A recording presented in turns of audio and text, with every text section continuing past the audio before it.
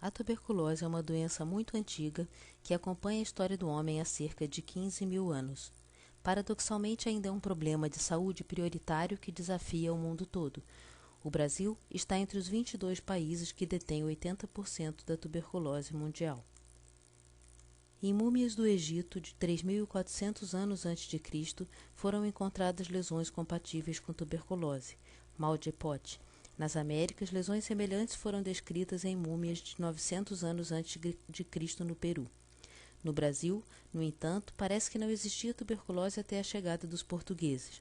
Em nosso país, muitas pessoas foram vitimadas pela doença, entre as quais os índios, que não tinham imunidade contra ela, e os escravos africanos, que chegavam debilitados das viagens, muitas vezes desnutridos e que viviam e trabalhavam em condições muito precárias. Mas houve uma série de pessoas famosas acometidas pela doença, como, por exemplo, o jesuíta Manuel da Nóbrega, que foi uma das primeiras pessoas a chegar no Brasil com tuberculose. Embora seja uma doença milenar, a tuberculose como doença crônica causada pelo bacilo de Koch, que acomete principalmente pessoas debilitadas e que vivem em condições insalubres e apresenta os sinais e sintomas hoje tão familiares a todos nós, só passou a ser assim entendida após a descoberta do bacilo de Koch. Até então, algumas observações e teorias dominavam a racionalidade relacionada a esta doença. Hipócrates referiu-se a ela como tísica, ao observar doentes que apresentavam consumpção, que é o significado dessa palavra. Na Idade Média, marcada pelo misticismo, pessoas com escrófula, tuberculose ganglionar, eram levadas para rituais com os reis, que, como acreditava-se, curava essa doença com suas mãos. Durante muitos séculos existiu o costume do toque real, e muitas pessoas se achavam curadas por ele.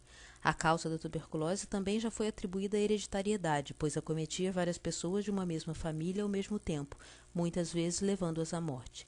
Mais tarde, no início do século XIX, a visão era mais romântica. A tuberculose era considerada a expressão de sentimentos conturbados, a doença da paixão. Thomas Mann, humanista e escritor alemão, em seu livro A Montanha Mágica, que tem como cenário um sanatório nos Alpes suíços e como momento os anos seguintes à Primeira Guerra Mundial, se refere à tuberculose como a paixão transformada. Tema recorrente para os escritores românticos, eram raras as obras literárias e artísticas que não continham tísicos entre seus personagens. No século XIX, melhorou o entendimento sobre a doença. No início, já era indiscutível o caráter social a que a tuberculose estava associada, sendo notórios o acometimento e a propagação dessa doença em populações que viviam e trabalhavam em condições precárias. Mas o reconhecimento melhorou especialmente após 1882, quando Robert Koch isolou seu agente etiológico, o bacilo de Koch. Por esse motivo, recebeu o Prêmio Nobel em 1905. Ricos dispunham de habitações arejadas, boa iluminação natural e, quando adoeciam, iam para sanatórios onde eram submetidos a tratamento higiênico dietéticos e de repouso, evitando com isso a propagação da doença. A altitude era internacionalmente reconhecida como favorável à recuperação. Assim, eram em cidades altas que os sanatórios eram criados. Em São Paulo, as cidades de Campos de Jordão e de São José dos Campos ficaram famosas como cidades de doentes do peito. Essa última foi chamada de Tisiópolis brasileira. As escarradeiras também foram símbolos marcantes na história da tuberculose. Primeiro coletivas, eram objetos encontrados em recintos públicos, como teatros e igrejas, e nas residências sendo encontradas inclusive em suas plantas baixas. Residências luxuosas contavam com escarradeiras mais nobres, mas mesmo em cortiços elas existiam em versões mais simples.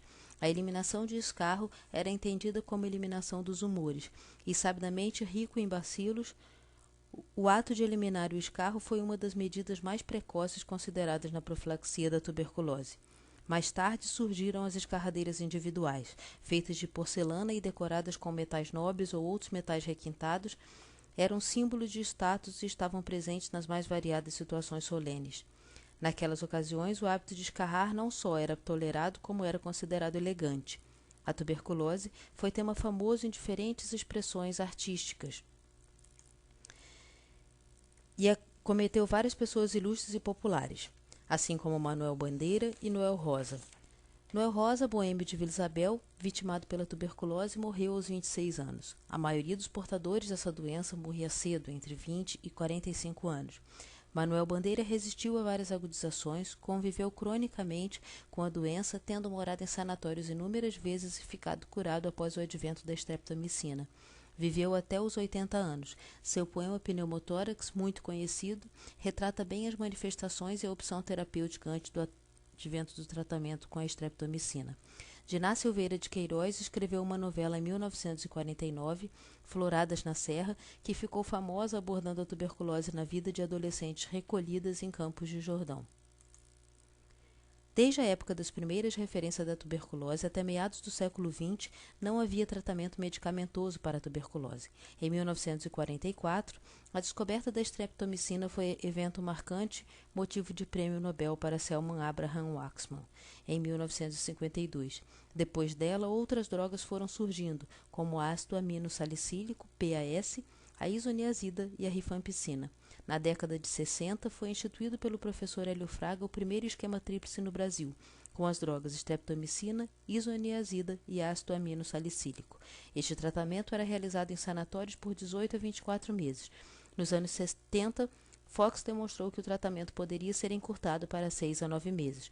O esquema tríplice de 6 meses com as drogas rifampicina, isoniazida e pirazinamida, como hoje ainda é usado, surgiu na década de 80.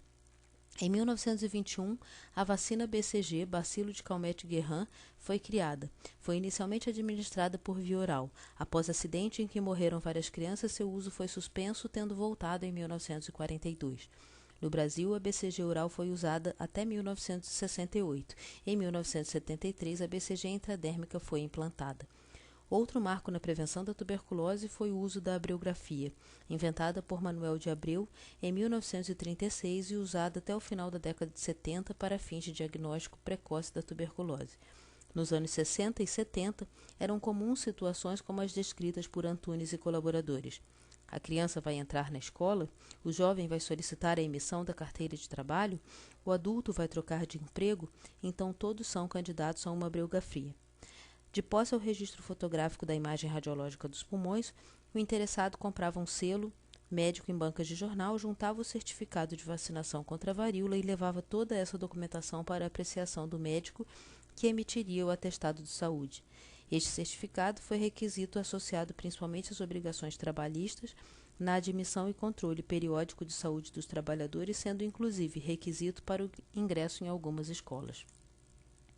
Apesar de tantos acontecimentos, inúmeros fatos desafiam o enfrentamento deste grave problema de saúde pública, e a tuberculose aguarda novos capítulos em sua história.